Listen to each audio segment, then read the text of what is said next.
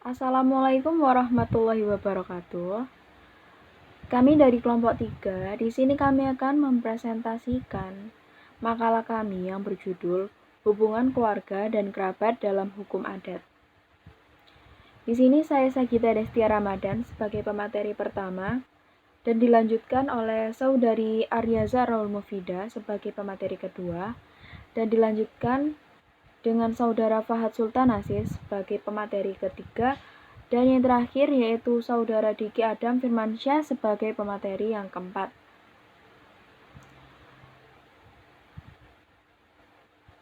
Dalam pembahasan kali ini kami akan membahas 7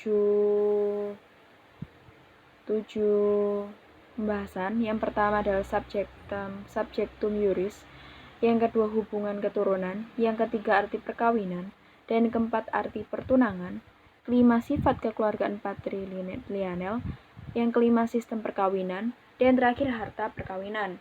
Dan yang saya bahas adalah subjektum juris dan hubungan keturunan. Sebelum itu, saya akan memperkenalkan sedikit tentang judul yang kita bawa, yang kelompok 3 bawakan. Semula secara selayang pandang menganggap bahwa hukum adat adalah hukum yang hanya terfokus kepada tradisi ritual semata. Anggapan itu adalah salah karena tidak memiliki dasar yang kuat. Ternyata pembidangan hukum adat itu seperti pembidangan hukum besar dunia. Ya walaupun tidak sesempurna hukum besar dunia, yaitu salah satunya dalam hukum adat itu membahas tentang hukum perorangan, hukum kekeluargaan, dan hukum perkawinan yang kita bahas pada hari ini. Yang pertama, hukum perorangan adalah semua kaidah hukum yang mengatur mengenai siapa saja yang dapat membawakan hak dan kedudukannya dalam hukum. Yang dimana ruang lingkupnya adalah perorangan, pada prinsipnya mengatur hak dan kewajiban subjek hukum. Lalu yang kedua yaitu hukum adat, yaitu hukum yang mengatur hubungan hukum yang timbul karena hubungan keluarga atau kekeluargaan, seperti perkawinan, perceraian, hubungan anak dengan orang tua, dan lain sebagainya. Dan yang terakhir adalah hukum perkawinan, adalah hukum yang mengatur antara laki-laki dan perempuan yang memberi ikatan suami dan istri. Selanjutnya saya akan membahas tentang subjektum juris, yang dimana adalah pembahasan saya sendiri. Setiap manusia, baik warga negara maupun orang asing, dengan tidak memandang agama, ras, ataupun kebudayaannya, adalah subjek hukum. Manusia sebagai pembawa hak, subjek, mempunyai hak dan kewajiban untuk melakukan tindakan hukum, seperti melakukan perjanjian, melakukan perkawinan, dan lain sebagainya. Dalam hukum adat, selain adanya subjek manusia, ada juga badan hukum sebagai subjek hukum. Badan-badan hukum yang ada ialah seperti desa, suku, nagari, wakaf, dan juga yayasan. Ini seperti ditetapkan pada Lembaran Negara Standar tahun 1927 nomor 91. Selanjutnya, manusia sebagai subjektum juris. Sebelum melangkah kepada subjek yang diperkenalkan di hukum adat, yang lebih mendetailnya saya akan menjelaskan di KUH Perdata, menurut KUH Perdata, di mana setiap manusia, subjek manusia ini bisa disebut sebagai natural person, dan segala sesuatu yang dapat menyandang hak dan kewajiban.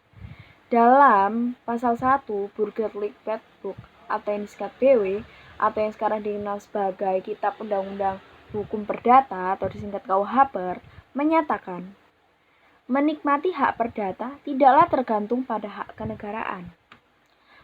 Pasal ini pada dasarnya menentukan dalam hukum perdata kewenangan yang bersumber pada hak keperdataan tidak tergantung pada hak kenegaraan. Artinya hak keperdatan ini tidak memandang agama, golongan, jenis kelamin, umur, dan lain sebagainya. Lalu, dalam pasal 2 KUH Perdata berbunyi, anak yang dalam kandungan seseorang perempuan dianggap sebagai anak yang telah dilahirkan bila mana kepentingan si anak menghendaki. Namun, jika ia mati sebelum dia dilahirkan, maka ia dianggap tidak pernah ada.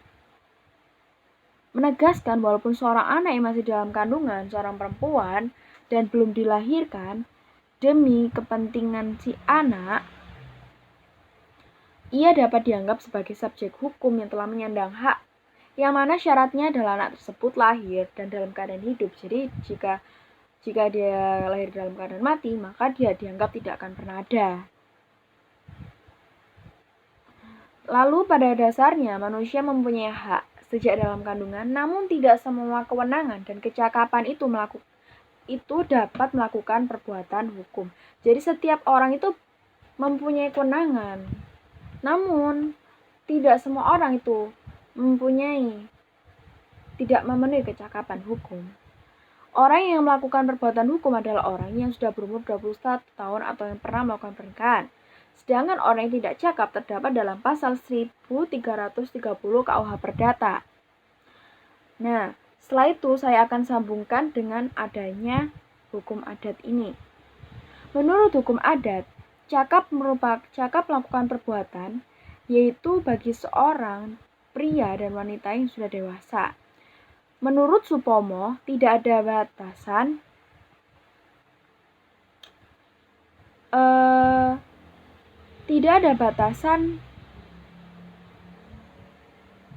umum yang pasti bila mana anak menjadi dewasa. Hal ini hanya dapat dilihat dari ciri nyata. Contoh di Jawa Barat, anak yang belum dewasa disebut belum cukup umur, belum balik, belum kuat, yaitu anak karena usianya masih muda, masih belum dapat mengurus dirinya sendiri dan kepentingan sendiri yang bersungguh-sungguh bagi anak-anak. Seseorang dianggap dewasa dalam hukum adat apabila antara lain sudah kuat gawe, atau dalam bahasa Indonesianya yaitu dapat atau mampu bekerja sendiri.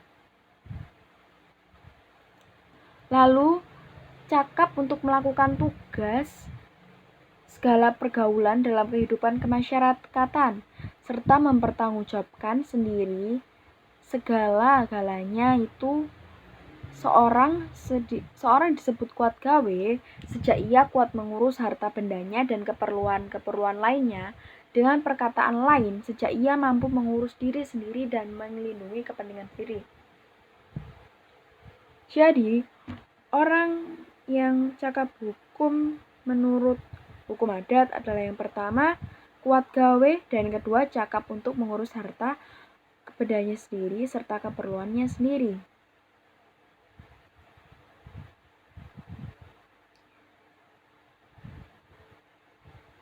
Jadi sebenarnya untuk kecakapan tiap daerah itu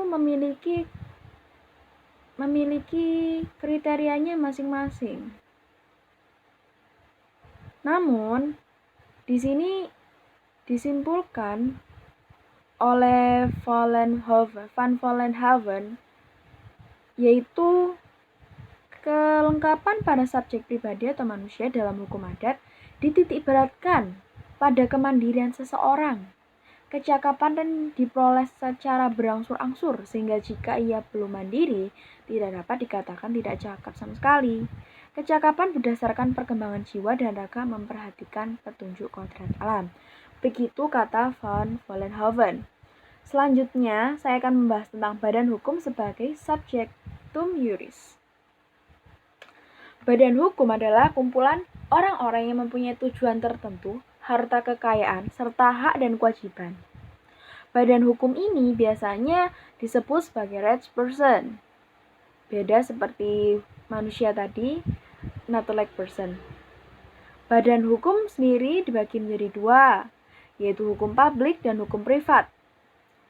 Badan hukum publik adalah badan hukum yang dibentuk oleh pemerintahan, yang diberi wewenang untuk menurut hukum publik, misalnya lembaga negara seperti MPR, DPR.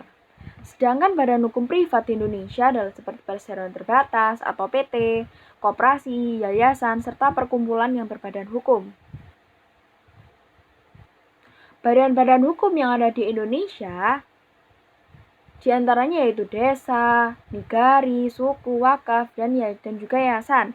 Hal ini seperti yang ditetapkan pada Pasal 1 Lembaran Negara STAN atau yang disebut Stanblad tahun 1927 nomor 91 di Pulau Bali. Contoh lagi di Pulau Bali, terdapat badan-badan hukum adat seperti Seka Subak, Seka Banjar yang berarti Perserikatan Subak, Perserikatan Banjar.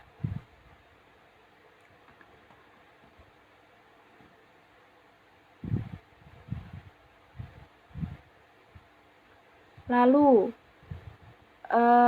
contoh lagi perkumpulan-perkumpulan yang memiliki organisasi tegas dan rapi seperti Mapulus di Minahasa, lalu Jula-Jula di Minangkabau, Mohaka, Selayar, Subak, Bali, dan lain sebagainya.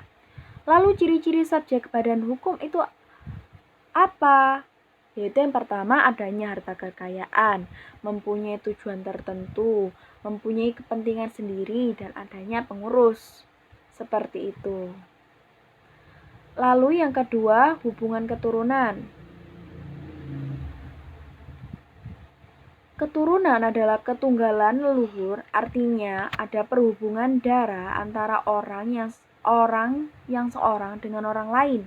Dua orang atau lebih yang mempunyai hubungan darah, jadi yang tunggal leluhur adalah keturunan dari seorang yang lain. Yang pertama,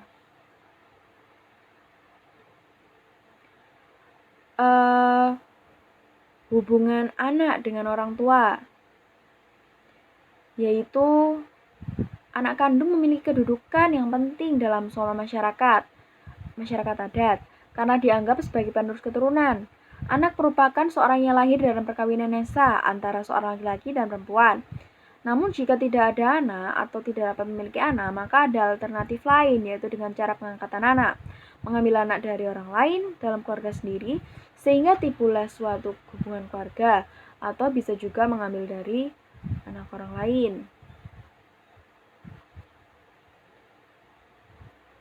Namun bagaimana anak yang di luar perkawinan, yang mana tiap daerah memiliki pandangan masing-masing. Beberapa anak ada yang mencela keras ibu untuk yang lahir di luar perkawinan. Kehadiran ibu yang tidak kawin berikut, anaknya satu-satunya khawatir adanya ancaman diekskomunikasi atau dikucilkan. Bahkan bisa sampai dibunuh, bahkan juga dibuang. Sehingga solusinya yang pertama adalah kawin paksa, yaitu tindakan adat yang memaksa si pria yang bersangkutan untuk kawin dengan wanita. Kedua, nikah tambelan yang ada di Jawa, yaitu dengan cara mengawinkan wanita yang sedang hamil dengan laki-laki lain. Maksudnya supaya anak yang dapat lahir ini lahir dalam perkawinan yang sah. Dan dikenal juga di Bugis, yaitu kawin tutup malu atau dalam bahasa Bugis disebut patongkoh syirik, yang dalam bahasa Belanda disebut stante bedekit hawajik. Meskipun telah dilakukan upaya-upaya adat tersebut, tidak dapat menghilangkan perasaan dan pandangan yang tidak baik terhadap anak yang dilahirkan di Jawa. Contoh seperti di Jawa, kan sebutan untuk anak itu tuh anak haram.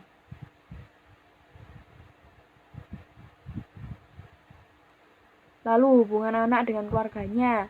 Pada umumnya, hubungan anak dengan keluarganya sangat tergantung dari keadaan sosial dalam masyarakat yang bersangkutan. Dan lebih khusus lagi tergantung dalam sistem keturunannya atau sistem kekerabatan. Seperti diketahui bahwa di Indonesia terdapat persekutuan adat yang susunannya berlandaskan 3 macam garis keturunan, yaitu garis keturunan ibu, garis keturunan bapak, dan garis keturunan bapak ibu.